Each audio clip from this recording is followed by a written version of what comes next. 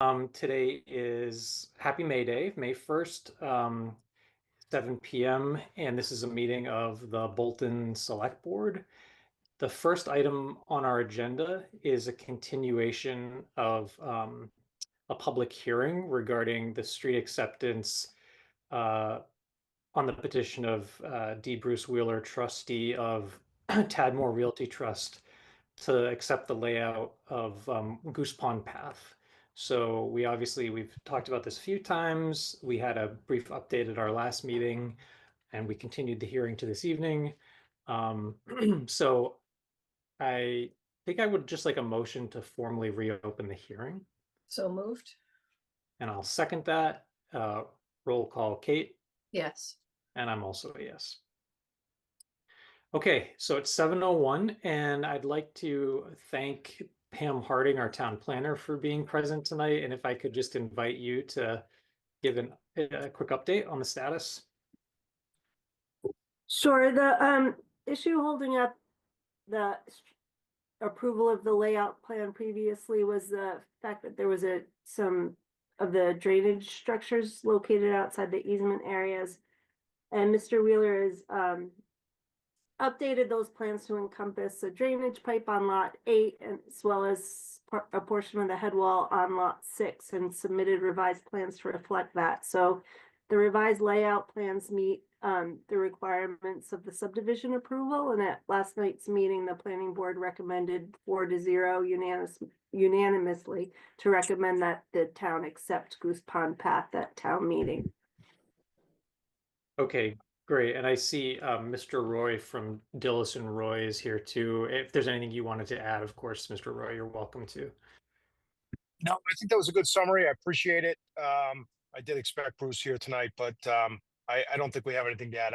In our opinion, everything relative to the easements and the street, the road as-built have been resolved at this point. So I will mention there's a small trench that was dug by the pump house to run, I believe, some electrical wires that hasn't been backfilled yet, but they're planning to do it prior to town meeting and loam and seed the top of the area, so that should be rectified, and I don't see it as a reason to hold up street acceptance. that's correct. The applicant last night did commit to get that. It may be done. I didn't drive by that site today, but I know they had it on their hot list of something to finish up by the close of business this week. So I expect that in the next day or so. Yeah. Okay. Question, maybe this is for you, Pam, but obviously this will be before town meeting on Monday. If any residents attending town meeting have questions, I suppose it would be you or somebody from the planning board who could answer those, or do we need anybody from sort of the developers end to be there as well? Not typically. Usually there are questions that either myself or the planning board can address. Okay. All right. Kate, do you have any questions? I do not. I know in the past we've sometimes had residents from that neighborhood in attendance, but I'm scanning our participant list and I'm not seeing anybody here or anybody with their hand raised. Obviously, we started this hearing at the time we said we were going to, so unless Jenny or Marie chimes in and says we have some legal obligation to wait until 7:15, I would entertain a motion first to close the public hearing. So moved. And I'll second it. And a roll call, Kate. Yeah. And I'm also a yes. And then a motion to accept the layout of Goose Pond Path as shown on the Goose Pond Path Street Acceptance Plan, Bolton, Massachusetts. Let's leave it at that because I think we may have a newly dated plan. So, All right. So moved. and I'll second that. And roll call, Kate. Yes. And I'm also a yes.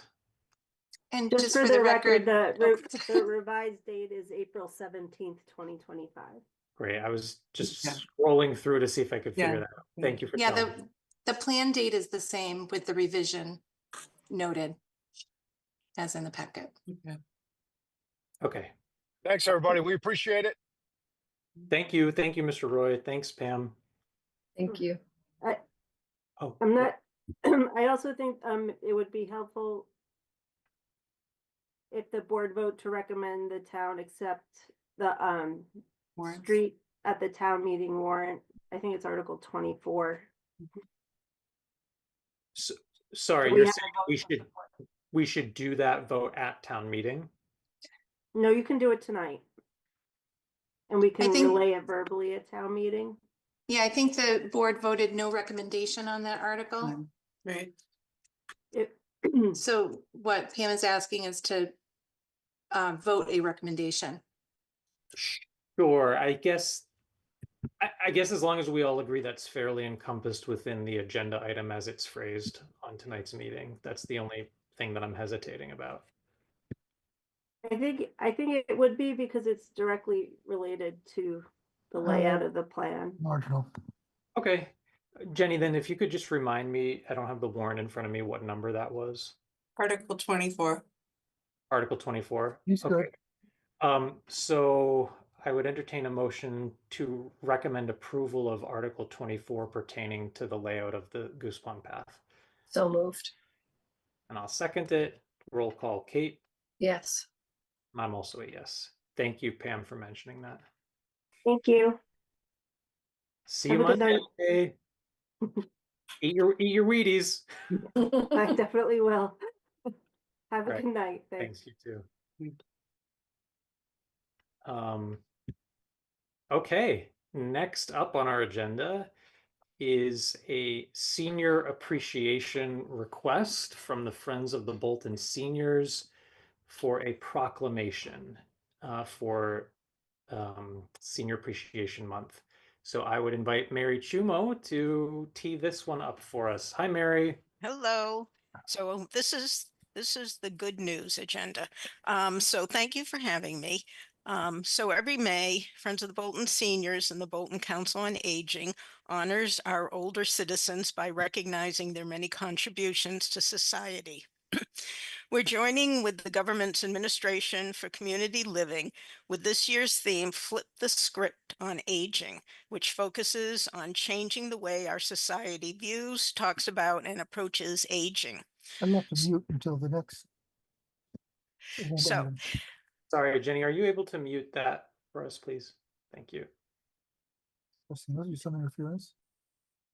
There I we go. can't- Thanks. We're good. You're back to you, Mary. Okay, thanks. So today we kicked off this year's Senior Appreciation Month by delivering May baskets, which were made by Florence Sawyer School second graders to people 85 and over. And, you know, it was so much fun. They love it. They remember, they know May Day.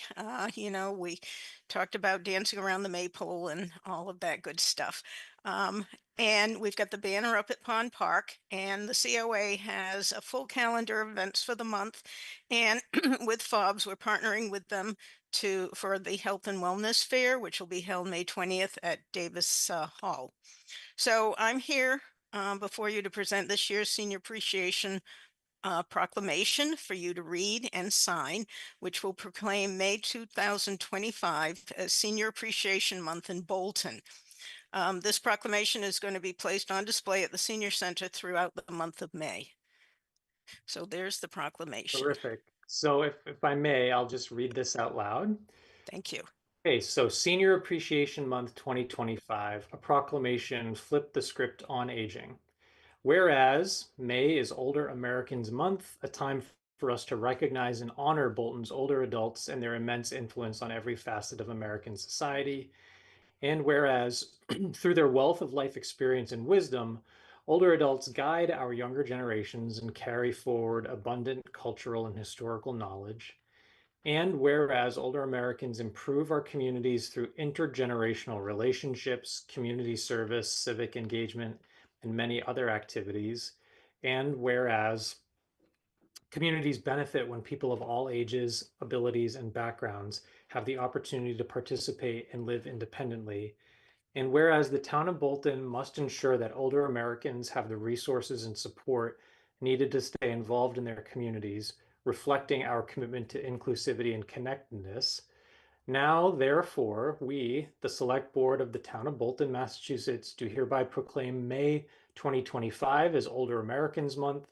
This year's theme, Flip the Script on Aging, focuses on transforming how society perceives, talks about, and approaches aging.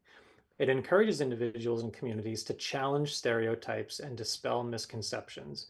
This year, join us in honoring older adults' contributions, exploring the many opportunities for staying active and engaged as we age, and highlighting the opportunities for purpose, exploration, and connection that come with aging.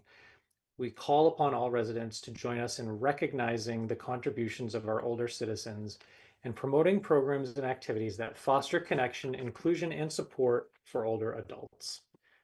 Thank you so much, Mary, for bringing this forward. And thank you. So I guess I would just like a formal motion to approve that proclamation. I will make a motion to approve the proclamation naming May 2025 as Senior Appreciation Month. And I will second it. Roll call, Kate, Yes. and I'm also a yes. Mary, was there anything else that you wanted to let the public know as part of this? I know you listed through a bunch of cool activities. So I would say check the Bolton Buzz, which is the COA newsletter, and they list all the activities that are going to be happening during the month of May. Great. Thank you. I know, thank you to you and FOBS also for all the work that you do on behalf of the older Americans in our community. Thank you. All right, everybody, have a good evening. Thanks for the feel-good agenda item, Mary. Okay, Thanks, Barry. bye-bye. Bye. Okay. Next up, we have an event approval request from Cultivate Care Farms at 401 Main Street. And this is to host a ticketed and timed event, the Cultivate Care Farms Pride event on Saturday, June 7th from 11 a.m. to 3 p.m. And I see that we have Megan Moran in the group. I don't know if she's available to say anything more about this event. If you're there and you can hear me, I'd invite you to just unmute yourself and take yourself off camera. I'm concerned she may have stepped away for a moment given how far ahead of schedule we're running. Just give it a second. No, she's not able to unmute. She just put a note in the chat. Oh, okay. Well, thank you for letting me know. I didn't see that.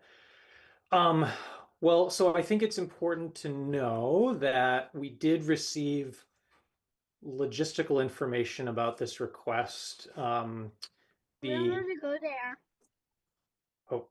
So police approval was received on April 29th, and it said that they may require a police detail. We don't need an insurance certificate because this is on private property. There's not a parade involved. It's just a ticketed event on the premises. And this would be their first event for 2025. So from that standpoint, I don't know that there's any other information pending. And I know that this is an event that they've had in prior years. Kate, do you have any questions? I do not. I'm just going to check the... I think she did just put something else in the chat. Okay. Got it. Mentioned police detail because of the nature of the event, and it's ticketed same as before. Okay. Thank you. Is there a motion to approve? I will make a motion to approve the Cultivate Care Farms Pride event on June 7th, 2025. I lost the time. What was it? From From 11 11 until 3. from 11 until 3. And I'll second that. Roll call, Kate, Yes. and I'm also a yes. Okay. And Megan says thank you. Thank you, Megan. Sorry we weren't able to hear you or see you this time. Okay, next up, we have tax title update, and I believe that's going to be over to you, Marie. Yes. All right. Let me, But sorry, let me just also, I have to apologize. I'm gonna have to just go off camera for 1 second, but I am in the room. I will be right back. all righty. This is a follow-up to the request of Select Board Member Kate Bayek for an overview of tax title and tax title properties. What you're hearing tonight is my best distillation of the expertise of the treasurer collector. In effect, a tax title is a lien placed on a property for the non-payment of property taxes. The basics of this is that the tax title and in effect, the tax lien protects the municipality's interest whenever there's a past due tax balance. What it does is it gives the town the right to foreclose on the delinquent property and claim the right of ownership. The lien secures our interest in all the taxes, all taxes, interest, and the fees due. I realize that the how seems like a very, very short sentence prescribed by Mass General Law and was modified by legislation that was passed in the fall. That legislation, Chapter 140 of the Acts of 2024, was effective November 1st. And indeed, it is a multi-step process. It is initiated after the taxpayer has fallen many quarters behind. It involves, though, sending a demand notice at prescribed intervals. Currently, it's the 14-day, then another wait 14 days, send a second demand notice after 14 days.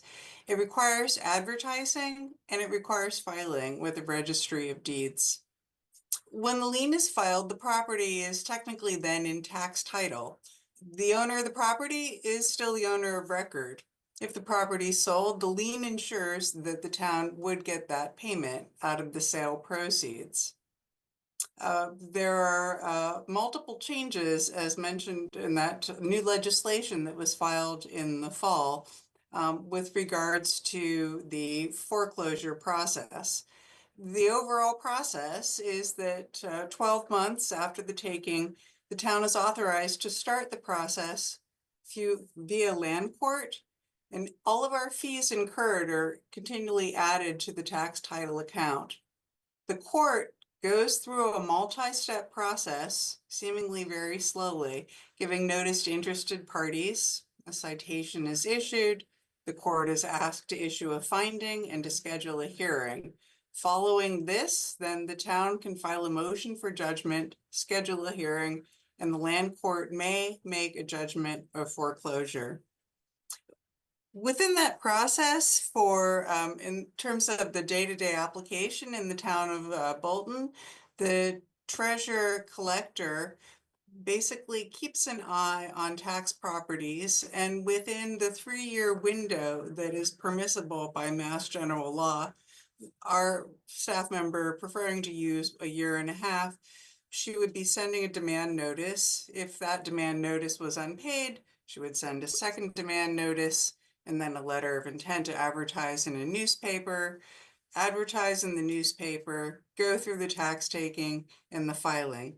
It's a prescribed process. It's driven by Mass General Law, and it's in effect cumbersome, and there are points along it during which we cannot accelerate the process. The timelines are set within the law. Bolton specific, the aforementioned treasurer collector is the custodian of the tax title properties. Within the list of properties that we have, she has successfully segregated those into groups to cost effectively manage the recouping of taxes. If you recall, there had been a successful auction in October of 7 parcels, which was the first group.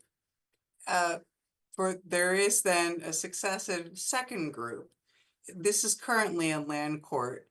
The process, when it gets to the land court, used to take only about 6 to 12 months before COVID.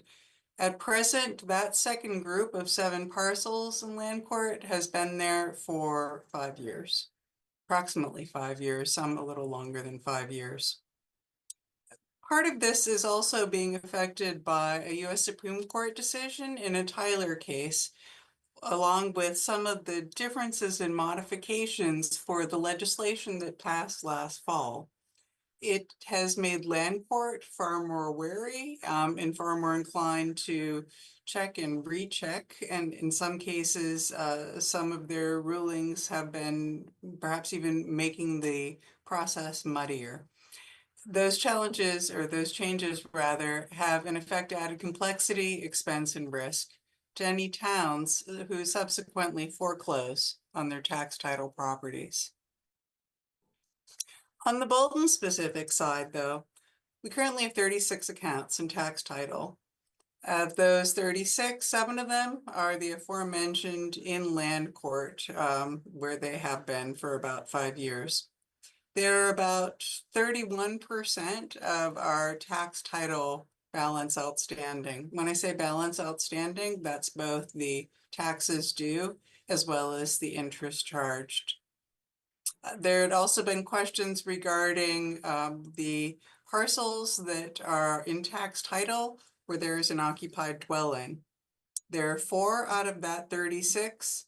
That, as a component of our quote unquote balance, is about 15%. Again, I want to reiterate that because we have secured a tax title, when those properties change hands, we would be recouping both our taxes and interest due. And the remaining parcels are waiting in effect for those 7 within land court. The tax collector treasurer has a set strategy where she wants to minimize also the cost of the town, but she's sort of clumped out what piece will be approaching next or auctioning next. Although the auction process has also changed as of the fall of 2024. She is available and happy to help answer anyone's questions. For any residents who are watching this, she encourages folks, if you wish to learn more, to give her a call at 978-779-3310. That's the great overview. Well, first, on behalf of, I'm sure myself and Kate, I wanted to say thank you to Marie and to Michelle Carlisle for pulling together this information. I had an opportunity to meet with Marie and Michelle actually reiterated what was on that last slide about she really is happy to talk to people in town if they have questions about this. And she wants to make sure people have accurate information when they're looking into these matters. So again, pick up the phone if you have a question. Kate, any questions you had for Marie? No, thank you for pulling that together. I have some degree of understanding myself about the whole tax title procedure and the complications that come from the changes in the law last year.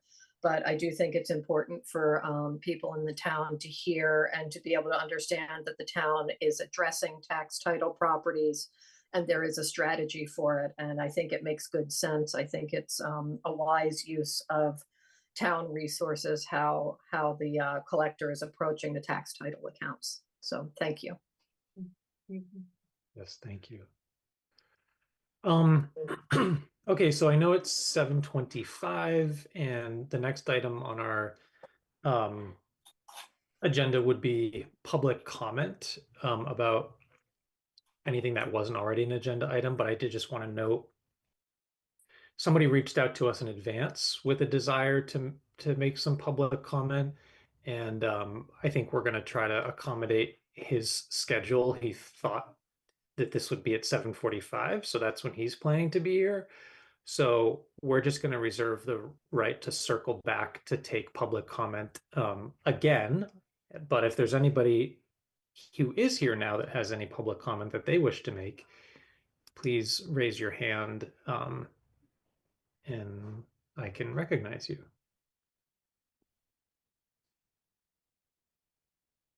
Okay, so seeing that, we'll just circle back to that later when he arrives and we can move on to the town administrator report. All righty.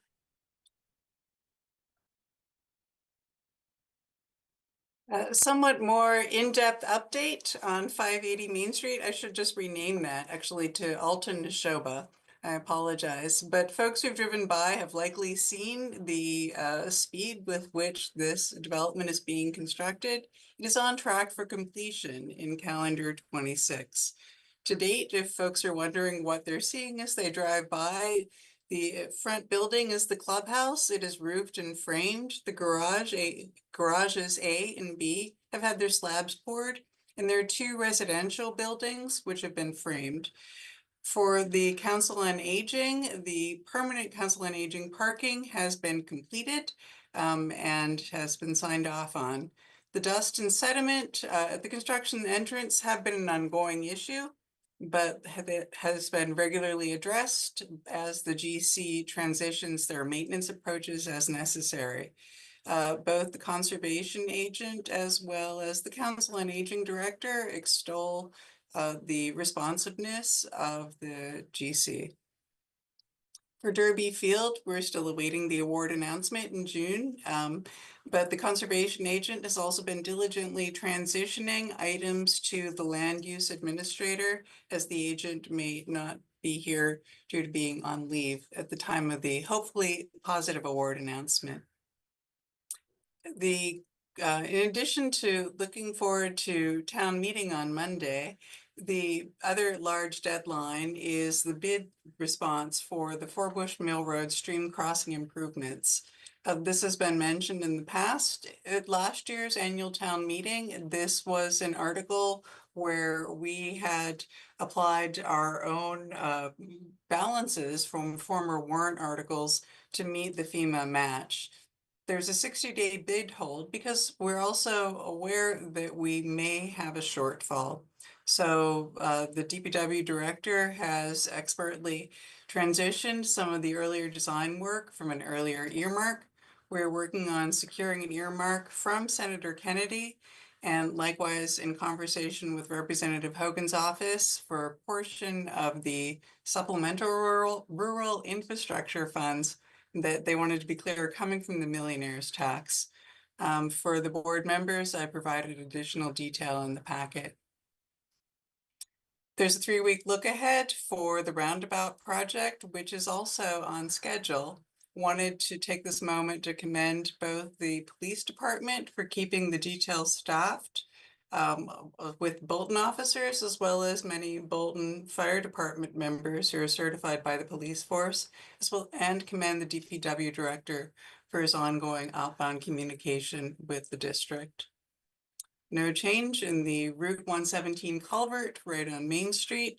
Another project of the in-house IT, the Community Compact funded GIS cleanup will be having a kickoff meeting next week. And as part of the required annual reporting to the Department of Public Utilities, Colonial Power has provided a very long DPU filing. A lot of it is whereas and wheretofore, but I've attached for the board's edification just a snapshot of our enrollment counts, the enrollment products likewise that people have opted into. For staffing and operations, the Neshoba Board of Health will be meeting next Thursday with a recreation coordinator and reviewing the status of the Bolton's camp certification and progress to date. There has been a bit of background correspondence with Jim Gareffi of Neshoba Board of Health, who's been terrifically helpful in terms of highlighting hiring protocols, the counselor orientation, and approving the credentials for the medical director. Following that meeting on the 8th, Mr. Gareffi will be providing an assessment regarding readiness of the Bolton camp or Camp Bolton to attain the camp certification, which is mandatory prior to going ahead. And the select board will be reviewing that at their next meeting on the 15th and deciding based on this Neshoba overview. The police chief continues what seems like a year-long process for recruiting. He is down to just recruiting 1 full-time patrol officer and continues performing background investigations for the other candidates who have a conditional offer. Rest assured that staff, under the expert direction of Jenny Jacobson and Jen Markey, have finalized preparation for town meeting. The clickers, the technology and AV, an overflow attendance contingency plan, voter check-in, staff identification, little lanyards, all set. Also, the department heads will be in attendance and prepared and ready to answer any questions. Wanted under election though events to also highlight for the board that there's a commendation letter from the town clerk to Chief Hamburger, the police department, thanking Lieutenant Barry as well as Officer Fallback at the polls in November. For folks watching at home interested in getting more involved in the town activities as well as addressing commercial development, there's an ongoing vacancy in the Economic Development Committee. Interested applicants, any interested applicant is encouraged to apply via the town website. Ideally, what the committee would like to have is to be supplemented with local business owners. So this is a primary shout out to them. The town's open space and recreation plan has been formally approved by the state through November 2034, enabling us to secure more grants. And if folks have been reading about reporting for ARPA funds, I want to reassure you that the town accountant submitted our SLFRF funds, which, you know, it's the local and regional financial assistance for the period of April 1st, 2024 to March 31st, 2025, well in advance to the US Treasury. And I provided the board the project by project status under separate cover. I also wanted to thank the many attendees of the 3 budget information sessions and personally thank the residents who've come to my coffees and the multiple visitors to Town Hall who've asked questions regarding the fiscal 26 budget. The level of interest and engagement has been great, and I personally look forward to meeting members of the community on Monday night, and I know that Bolton staff likewise looks forward to seeing a large turnout. And that is the town administrator report. Thank you, Marie. Kate, did you have any questions about that? No? I guess I just want to echo, Marie, your thanks. And I'm not going to name everybody because I would literally name everybody, but everybody who's working so hard to pull together a successful annual town meeting.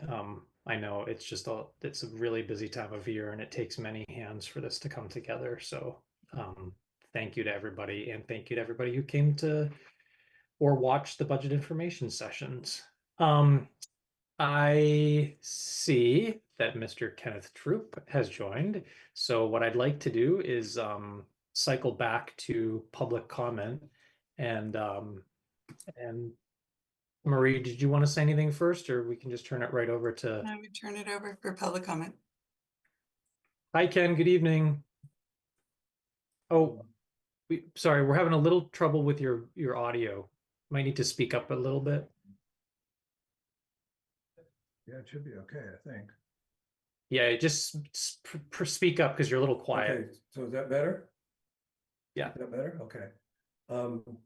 So I wrote to Marie and Doug earlier today about making a presentation during the budget discussion on Monday about the cadet EMT program.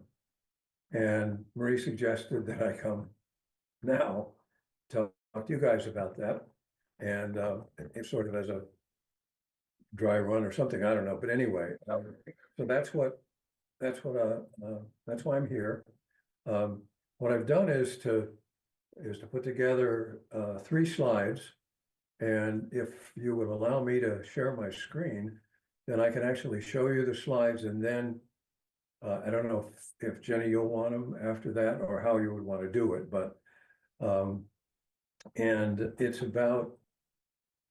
between 2 and 3 minutes in terms of discussing what we want to try to get across about the program. And the idea of it really is that it's a small budget line item in the fire department.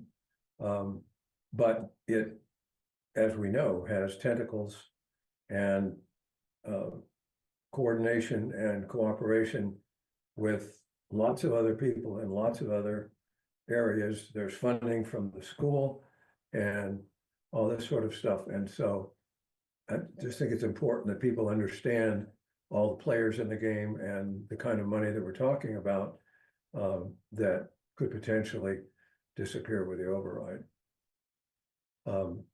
So I just wanted to just say a few words about that at the time. Now, we may have, and this is still in the planning stages, but we may have one of the cadets actually discuss this information. Let's see where I want to be here.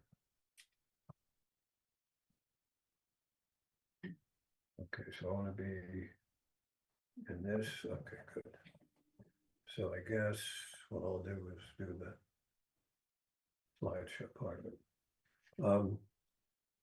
So the first slide is really to just give a little background on the program, and we snuck in a nice little picture of the new car with the cadets on. I think that may have been the first day that they took it out. I'm not positive of that. But we talk about when the program was founded and that it applies to people who are 16 and a half, that's on a state waiver, and that they respond to calls in what is now a donated car. And it's a 3-year program where there's an academic credit each year, and the first year is the basic EMT program, and that's the same one that adults would take, or that that adults would take at any kind of institution that provides such courses. And typically in the first year, we have anywhere from 15 to 18 cadets who go through that. And the hope is that when they finish with that and get into the year 2, and by the way, that because of the age situation with 16 and a half, year 2 is really, year 1 is primarily sophomores or later, and year 2 is usually juniors, and then year 3 is usually the seniors. And they have weekly practical training and exercises with 2 either current or former EMTs from Bolton every Monday night throughout the school year. And they go on visitations and other things of that sort, but it helps to keep their skills up and to enhance their skills as they and while they're at year 2 and 3, they're actually responding as the cadets do in this car.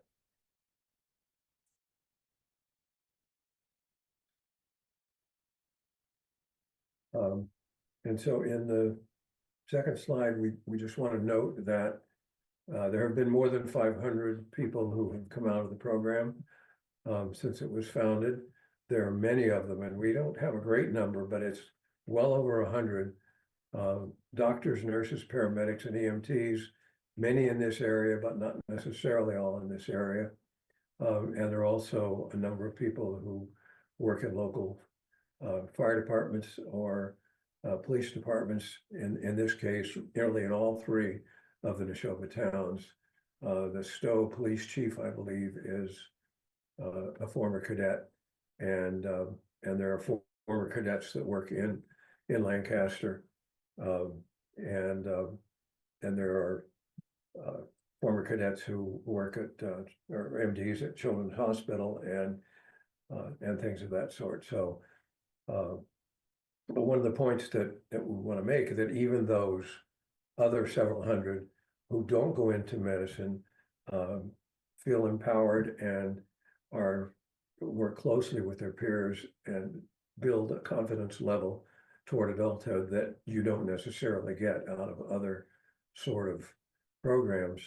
And they also are involved in the community. This is a picture of the current class, but we also have a picture of a CPR class that they taught at Florence Sawyer, where all of the kids in, I believe, the 7th and 8th grade now understand how to do CPR because of that. It's jointly funded by the town at the tune of 19,372 and the regional high school at 15,000. The fire department provides people. The cadet coordinator is a fire department employee, gets a stipend for that, and then they have other people who work with them when they go on calls and at other times to provide mentoring for them. To show the importance, the new high school is going to have a simulated ambulance interior in a dedicated training space that they will have for the EMT program.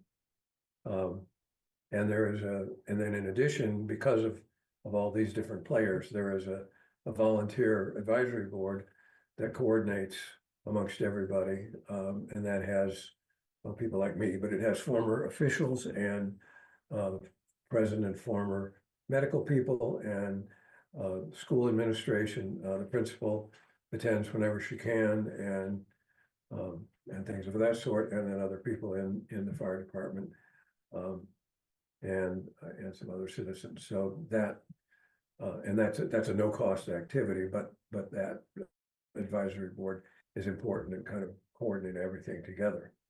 And so the pitch then at town meeting is that they need to approve the budget of the 19,372, and then the override needs to be approved so that funding will be there. So there might be a few more words that are said, but that's basically what we do. And if those slides fit in with the format or whatever that you folks have, then that's what we'd be talking about. Great. Well, first of all, Ken, thank you for joining and sharing that and sharing the information as part of the overview. I think it's really important information to contextualize this program. My only feedback, and it's not really feedback about tonight, because I understand tonight you were kind of talking us through what the presentation will be, but I did time you just to keep an eye on it. So what you just did ended up taking about 6 minutes. So my recommendation, based on the town moderator's guidance, is whoever delivers the information, I think you mentioned it might be a cadet or a former cadet, just have them practice and keep it to as close to 3 as possible, just so that the moderator doesn't. So that 6 was after the slide was up, or just the Yeah, I starting of how it was part? started from when you brought the slide up. All right, that's good to know. Yeah, so it was actually 5:49, and so Okay. That's fine. so anyway, just have them Oh, practice. that's very good to know. But I thought the information was great. Yeah, and I, in a sense, I think the slides speak for themselves, so it isn't really necessary to go into some of the detail that is there. I mean, like putting the name of the fact that that's the new car on there, and what class it is doesn't need to be stated. That's just shown in the thing. So we'll definitely keep that down. I'm glad you mentioned that, because I wasn't really using the script. I was using my knowledge of what I had done and what was in the thing. So that's very interesting. Okay. Kate, did you have any comments or questions? No, Ken and I have had conversations about how much I value the cadet program. So I'm very happy to see the presentation, and hopefully it will move people at town meeting to support the cadet program. So I think it is invaluable to the entire community. One of the things we heard just the other day from a Bolton resident who happens to be the head of Life Flight in MedFlight in Boston, doctor and stuff. He said many people that he knows in town haven't heard of the program, which surprised me. So that's why it's probably good if we get this information out there. For sure. Yeah. Okay. So hopefully tonight was helpful, but also obviously Monday night will be very All helpful. right. So Jenny, do you want me to send you the slides? Yes. Well, I will need to have the slides as they were presented in this meeting. It's not my call to decide if the slides can be added to the slide deck. I believe that would be the town moderator. But you could send them to me and I'm happy to forward them on to him for consideration. Okay. All right, I'll do that. I'll do that when we're done and hope for the best. All right, thank you, Ken. Okay, Thank you. I appreciate it very much. Good evening. Yeah, thank you. Bye-bye. Bye. Okay, so now we will get back to, we were about to move into select board business, which always begins with public service announcements. And actually, Marie has already mentioned the few items that I was going to say, which is just a reminder, town meeting is Monday, 7 o'clock, but come early for a good seat. And then a week from Monday on the 12th is our annual town election. So please vote there. And then, yeah, I know there are multiple committees, but just highlighting the Economic Development Committee still in search of a member. And obviously, economic development has come up in a number of the budget information sessions. So I think for people that are interested and engaged and wanting to maybe get more involved, the EDC is a great place to consider lending your talents. So those are my announcements. Kate, anything from you? Just following up a little bit on the announcement about town meeting. Everybody should check their mailbox today because the Bolton Independent has your copy of the warrant, which you should try to read in advance and bring with you if you want to have a paper copy at town meeting on Monday. I think I saw on Facebook that maybe one area of town did not receive their booklets today. They will be in your mailbox tomorrow. But also there will be hard copies of the warrant available if anybody needs them at town meeting. And also you can get them off of the website if you just want to look at them on your phone. And I'll just add, that's a limited quantity. There's not going to be enough warrants to pass out to everyone. So we strongly encourage people to bring their copies. Good note. Okay, thank you. Do you have any other announcements? That's No. it. Okay. How about future agenda items, Kate? Anything you wish to put on the radar? Not at the moment. Let's just get through Monday. Yeah. Yes. I guess I'll just flag so that people are aware. We don't have to assign a specific date to it, but we do always go through an annual review and goal setting process for the town administrator. So we will tee that up. Again, there's sort of before ATM and after ATM. So really looking forward to digging into a bunch of more future forward items after town meeting, including goal setting. No select board reports from me. Well, getting ahead to the next agenda item, which is select board procedures. I will be getting back to the policy update that I had been working on with Marie after town meeting. Okay, great.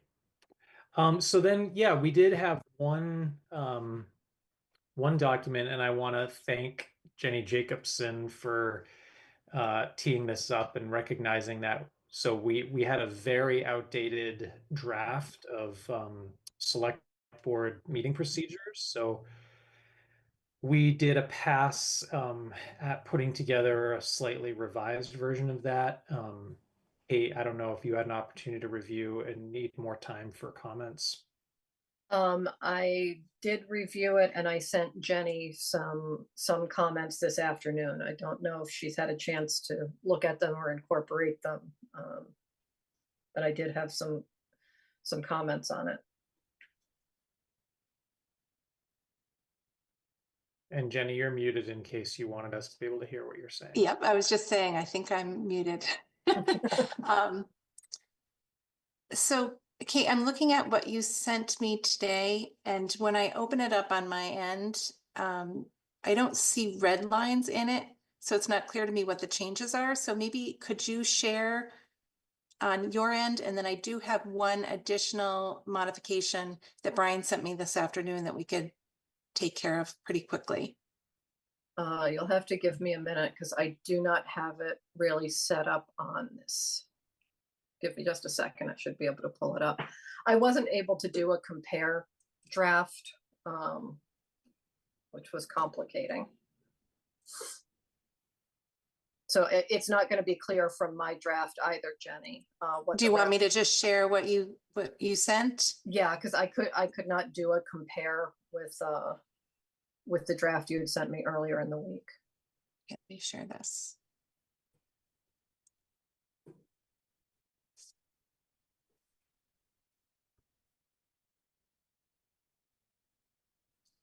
I can tell you that I reorganized things in, if you scroll down, I think I reorganized the order of things in procedures during select board meetings. In number 4. Ah, okay. Can you keep scrolling down, Jenny? Mm-hmm. So I guess question for you, Kate, since I'm just kind of looking at this. Yeah. Apart from the reordering of those items in question 4, which my guess based on what I see here is you're sort of putting it in the order that it might naturally unfold in an actual meeting. Right. Are there other substantive changes? Yes, I did a section, a proposed section on public comment, which I thought might have different rules than comments during regular agenda items. Is this the section, Kate? Yep, that's it. Okay, and can you keep scrolling down, Jenny? This is Brian's. Yeah, we're gonna get rid of that. And sorry, any changes to the guidelines, Kate, for this No. part? Can No. you go back up then, Jenny, to the public? Go back up Yes, please. here. Yeah.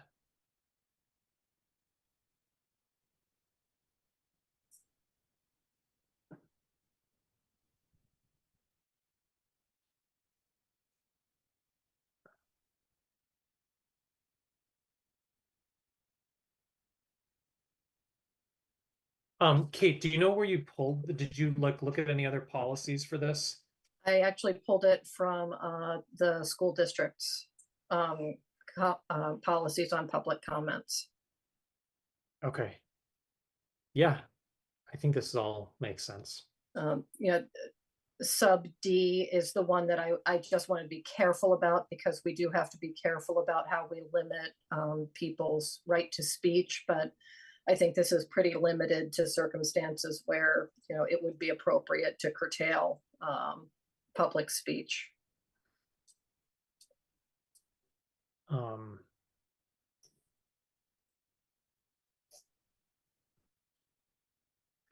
Yeah, I think we want to reverse the words comment in session, has the right to terminate a public comment session.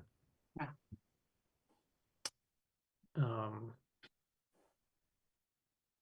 Yeah. Yeah, I think this all makes sense. And then the other thing just to note is that even in the guidelines at the bottom where you know, we say the chair, if we give a warning and then determine that a meeting participant isn't following these procedures and guidelines, they can be removed from the meeting at the chair's discretion. Again, that's like an extreme situation, but for these public meetings, people have a right to exercise their First Amendment freedom of speech during public comment, but nobody has a right to disrupt or derail a public meeting. And so we do have the ability to remove somebody from the Zoom meeting if that's what's happening. So yeah, I'm okay with this. The only other thing, Jenny, is I think there may have been one Maybe just give it a scrub, because if you go up, I think we were missing the word T, the letter T. I put that in Okay, great. Yeah. as we went. So I'm good with these. If Jenny, you can just do one final pass through to look for any potential typos. I don't think there are any. Mhm. But this sounds good. Thanks, Kate, for that addition. Yeah. Okay, so is there a motion to approve those select board procedures as reviewed tonight? So moved. And I'll second it. Roll call, Kate, Yes. and I'm also a yes. And then what would be terrific, I know you'll do this, Jenny, but just when they're ready, PDF and up on the website. Yep, absolutely. Great. Then we have the next item is approval of bills / payroll warrants W25-22. Is there a motion? I'll make a motion to approve bills and payroll warrants W25-22.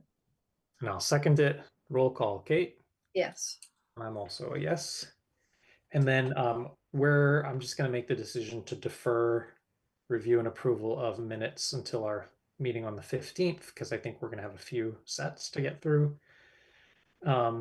So yeah, 15 or 20 minutes early, we're reaching our final agenda item, which is a vote to ratify the memoranda of agreement with the fire union and then separately with the DPW union. So I'll turn it over to Marie.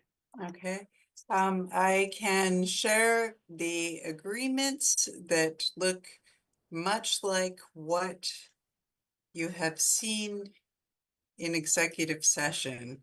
This has not been incorporated finally into a lovely signed memorandum agreement. This is on my list of things to do with council's assistance following town meeting. For the public disclosure, for those watching at home, the COLA adjustments for the firefighters as they had been out of contract for fiscal 25 was 4% for the singular full-time firefighter, 3% for the other members of the department who were call. Fiscal 26, as I've stated, it's a 0% COLA across the town. Fiscal 27, 4% for the full-time, 2% for call. There'll be a slight modification of the on-call clothing allowance in fiscal 27, moving up $250 to $750. We will be offering longevity to $750 for 30 years, provided the individuals meet the conditions in the contract for their responses or for their response to calls, which is defined in the contract. And then there would be additional benefits for full-time firefighters, full-time officers, with regards to the administrative callback and an EMT stipend. For professional certifications for the full-time member, the certifications would be increasing by $250. This is an annual certification, and that is all of the financial impact. The page, this again will be put into a very lovely format, but as I've shared with the board, the earlier memorandum of agreement regarding the EMT certification stipend and an email of understanding will be incorporated into one document into this MOA. The Teamsters Union has ratified this, and I seek the board's public approval for ratification. Okay, thank you for that. Do you want a motion? That would be wondrous. I will make a motion to ratify the memorandum of agreement with the fire union Teamsters Local 170. And I will second that. Roll call, Kate. Yes. And I'm also a yes. And thank you, Marie. And All right, and moving to the second document, which will again look very similar to what the board has seen in executive session, but I welcome this opportunity to show it publicly. There's some clarifying items. There are no changes to the hours of work. We're merely codifying what the existing transfer station attendant hours are. There would be approval, with the approval of the superintendent, an employee may request flexibility, but the decision rests upon the DPW superintendent. Little bit of clarification, not a change in practice, but following up on that Mass General Law, Chapter 32B, that one must be regularly scheduled for 20 hours a week or more. Union updates regarding the existing sick leave component in the existing contract, and also a buyback only for employees upon retirement, capped at 2 weeks, 10 days total, up to 150 per day. The union asked to be furnished with an overtime report on a quarterly basis. The grade schedule, which used to have 16 grades, has been reduced to the grades that we currently have with the agreement of the bargaining unit. They will be compensated for fiscal 26, since our DPW has an average longevity of at least 10 years. Most of our staff are at the very top step. They're aware that we're not having a COLA for fiscal 26. There is a wage adjustment for those staff members. There'll be a creation of a shadow step, not applied in fiscal 26, but shows where those longtime employees would be able to move to in fiscal 27, which would have a 2% COLA. Fiscal 28 would have a 2% COLA. And that's all of the wage-oriented items. For other modifications, I wanted to clarify that there could be additional licensure that I can't predict the future. I hope I can, but I can't predict the future. And so should there be a need for additional licensure similar to, say, a general contractor or construction supervisor license, and the DPW director believed that this was necessary and beneficial, and it was authorized by the town administrator, one could get up to an additional 25 cents an hour. And then I just wanted to codify for the existing stipends that some members have been receiving for well over 8 or 9 years. I want that captured within the contract. The other modification had been that employees would be reimbursed for work boots upon the submission of a receipt. These would be safety approved work boots. I've since had clarifying language with the AFSCME representatives. These would be, for example, steel-toed or reinforced sole boots. And that clothing allowance, boot allowance amount would start at $200, going up to $225 for years 2 and 3 of the contract. Great, thank you. I don't think anything there is surprising. This had also been sent to the AFSCME representatives. I haven't heard back beyond them asking if I could create a page with a signature page, or do they want to create their own? I said, please create your own, but a little busy. But would seek the board's public ratification of the contract terms and conditions. I will make a motion to ratify the memorandum of agreement with the DPW Union, AFSCME Council 93, AFL-CIO. And I'll second that. Roll call, Kate, Yes. and I'm also a yes. And thank you again, Marie, for all the work that goes into that. I think we're at the end of our agenda. I Okay, will make a motion to adjourn. All right, I'll second that. Roll call, Kate. Yes. I'm also a yes. Thank you all, and Jenny, it's 8:04 p.m. for the record. Thank you. All right, see Have a you good on. night. Have a good weekend. See everybody on Monday.